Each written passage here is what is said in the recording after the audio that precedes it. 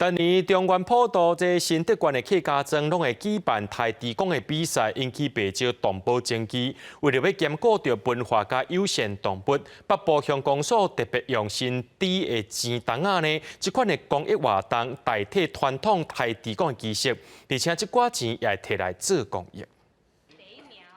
家人家家落入去钱筒内底，每一只地公拢互人饲饱饱，用传统亲仔一称。重量超过26公斤，大家拢讲用这款的方式来代替传统客家庄的新地比赛，有无同款的意义？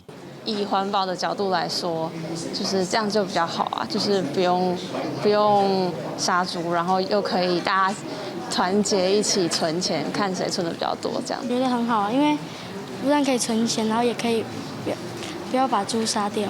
新德县北部乡发挥创意，举办饲新地钱筒的活动，目前总共有26个单位参加。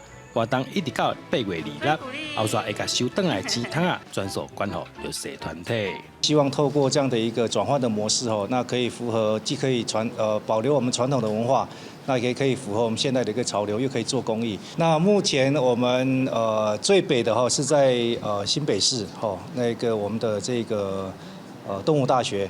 那另外还有我们的这个动保团体动保协会。那最南端的是到我们的屏东南州市农会。乡长表示，第一届新店钱筒冠军重量有105公斤，今年希望出现130公斤以上的大新地，希望大家做伙来参加，唔但环保，又阁会当做公益。记者刘君豪，新店报道。